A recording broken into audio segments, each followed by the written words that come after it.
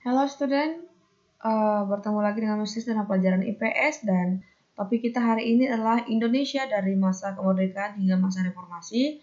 Dan yang pertama itu kita bahas mengenai masa kemerdekaan. Nah, jadi ini kita berbicara mengenai sejarah ya, Nak. Masa kemerdekaan itu yaitu dari tahun 1945 sampai 1950. Nah, yang pertama itu kita bahas dulu mengenai proklamasi kemerdekaan.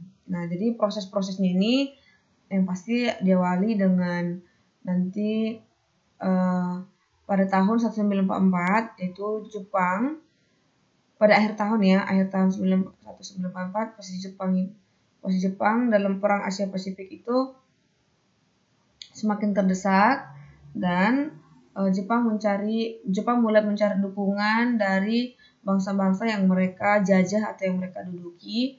Cara mereka mencari dukungan itu dengan memberikan janji kemerdekaan. Nah, salah satunya Indonesia yang dikuasai oleh Jepang pada saat itu juga diberlakukan hal yang sama. Nah, contohnya pada tanggal 7 September tahun 1944 oleh Perdana Menteri Jenderal Kuniaki Koiso menjanjikan kemerdekaan kepada Indonesia. Itu dengan cara apa? Perdana Menteri Koiso ini memanggil Soekarno dan Muhammad Hatta untuk datang ke Dalat, Vietnam, dan untuk dijanjikan kemerdekaan. Nah, terus buktinya adalah dengan cara mereka mengizinkan bendera Indonesia boleh dikibarkan di gedung-gedung. Gitu. Jadi itu seperti menarik simpati atau rasa percaya dari Indonesia bahwasanya memang Jepang itu benar-benar mau memerdekakan mereka. Terus yang kedua itu adalah buktinya dengan pembentukan BPUPKI. Pembentukan BPUPKI ini terlepas dari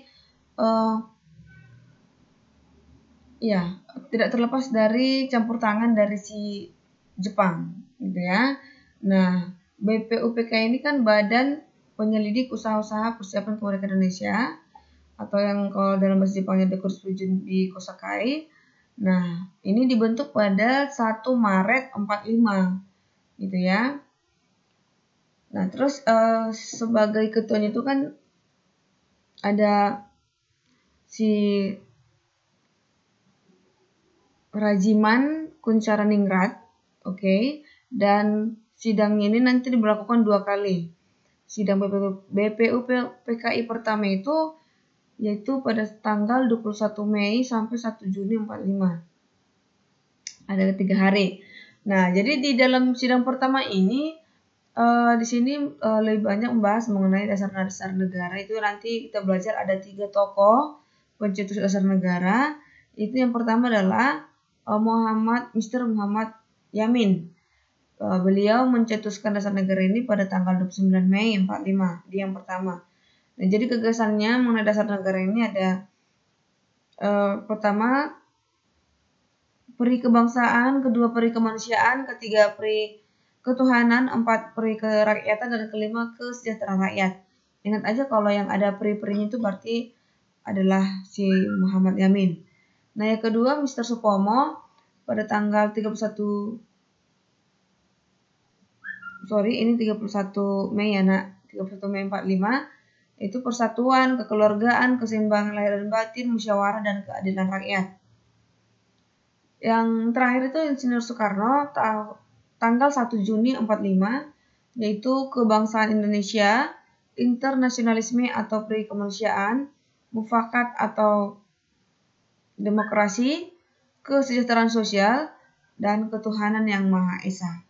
Itu dia 3 tokoh yang mencetuskan atau memberikan ide mengenai dasar-dasar negara.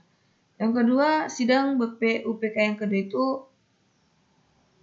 itu dilaksanakan pada 14 Juli 45 yang diketuai oleh Soekarno. Mereka melaporkan hasilnya yaitu pernyataan Indonesia Merdeka, pembukaan Undang-Undang Dasar, dan batang tubuh Undang-Undang Dasar. Nah, tugas kalian adalah ini, ada 5 soal dikerjakan dan dikirimkan ke WhatsApp pribadi Miss Redes. Oke, thank you. See you.